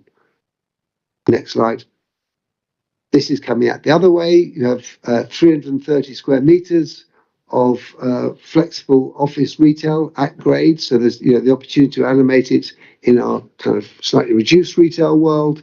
And importantly, it's placed in a landscape garden that respects the kind of life of the pub and means that any breakout from this space will not be into the public square, but will be into the covered gallery.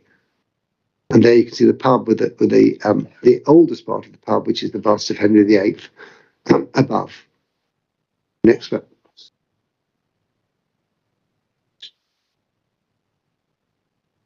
Yeah, it's just blurred. So now you're looking at the servicing strategy. You're looking at a view, because the servicing strategy is all from St Thomas Street. So you're looking at a view from St Thomas Street back towards Borough High Street. You're effectively in Shard Place. And you can see there that there's a significant goods yard with emergency access only onto King's Head Yard. So by moving Keats House over to 6.9, we've created a two-way goods delivery into a service yard across the new yard that comes through. So it'll be managed to allow that new beak yard that we talked about to come through. And then you can see the new public route beyond. Next slide, please. So you can see now King's Head Yard is liberated from any traffic from our development completely, although there will be small traffic and light goods from neighbouring buildings. Next slide, please. It has 40 vehicles per 24 hours, so rather than the 38 of the previous scheme, because it doesn't have the benefit of the small goods delivery from the yard. But obviously, the benefit of that is the yard does not have the small vehicles in it. All delivery, 40 vehicles over 24 hours, are in a consolidated design proposal secured in the Section 106, as are the banned movement hours, which are as the 2018, which is 7 till 10, 12 till 2, and 4 till 7. So all the deliveries are outside of those red hours highlighted in that single day timeline. Next slide.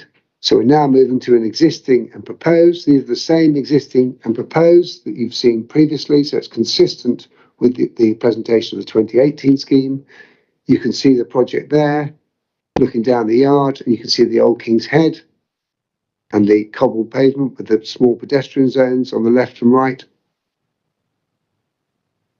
And now the new proposition. So the cobble zone is brought up level with the restored pedestrian zone on both sides, so the cobbled heritage of the yard is maintained, and a suite of steps and ramps give you a threshold and level access to the new square. You can see the same idea of the wing of the building pulling out that provides its terrace at level 4 for the office space, and you can see the Guy's Hospital in the background. So it's the revised setting of the building and the yard in the new design context. Next, please. You can see in this building here, we actually achieve an urban greening factor of 0.44. So rather than the 0.28 that will now get to 0.3 in the 2018 scheme. And this is mainly because of the urban greening down the facade on both the north and south that mark the area within the city. The ground realm is in principle the same, and obviously the roof realm is beneficial in some senses in terms of urban greening factor calculations because it's outdoors. So we go from 0.3 in the 2018 to 0.44 against the updated guidance. Next slide, please. As discussed and presented, we have 770 square metres of roof garden, a continuous 360-degree walk around, but different characteristics in different parts of the roof garden, and obviously, very particular kind of mid-rise views. Obviously, the Shard view is much higher, so you're looking over, London. Next slide. And then you get other areas with rich native planting, with the medicinal shrub base, that again gives you a different kind of shade. And I think it's important to note when you're on a roof or indeed at the ground, shade is part of the benefit of good public space. So we're offering shade at the roof here and some shelter. Next slide, please. Here you can see the idea of the facade greening. So we have some balconies. We have PVs which are visible on the south, taking the south light. So in the image on the left, you can see the facade greening. There's a ripple and a balcony that's well planted that marks the entrance. You can see to the south the PVs embedded against certain blank areas of that elevation, which themselves are articulated. So you can both see greenery and you can also see the photovoltaic technology that will drive down the operational carbon of the building. Next slide, please. This is the existing situation with which you're familiar. Next slide, please. And this is the revised situation. So we've pulled 6.9 metres away from the existing building. Keats House is now a freestanding building. it has 2 active front doors. It's been restored, and it has windows to the flanks and the rear, but a blank ground floor with planting in base at the base. And you'll see beyond a bay of a window that references the bays of the Hayes Galleria that I showed at the beginning. You'll also see the depth of the structure that's also giving a coffered soffit to the Galleria. Next slide. This is the existing condition, which you've already seen, the return of the party wall on the east. Next slide. That party wall is retained and restored, albeit moved away, and then a new curved form that references in this new extension to Keats House, replacing the demolished 1980s extension, the curvilinear idea of the base of the taller building. It allows vehicular movements through, it allows all the servicing to come through that gap into the service yard, which allows a 24/7 pedestrian movement north and south, opening up another access into the site and the other yards beyond. Next slide, please. I've talked about this before, but it's exactly the same principle of retain and slide and then drop a few hundred mil from where it is now to give it level access. So it's exactly the same as the 2018 proposition, except you are sliding it further to the west. Next slide. The cyclist provision is exactly the same as the scheme, except we're looking at short stay parking, some under the sheltered Galleria backing onto the workspace because we don't have the Georgian shop fronts, the reproduction Georgian shop fronts, and we have some parking on St Thomas Street, which will never to be used by the general public. We have a cycle stair ramp down to basement 1, and we have an accessible cycle lift down to basement 1 too. Next slide, please. As with the other scheme, 2018 scheme, we achieve 1322 cycle spaces, 80 showers, and 515 lockers. So we exceed the London plan and meet the Southwark plan in terms of cycle spaces, and we meet the London plan and exceed the Southwark plan in terms of showers and lockers. So again, it's very important to the project's success that we're actually delivering kind of the appropriate level of high quality support facilities for cyclists of all abilities. Next slide, please.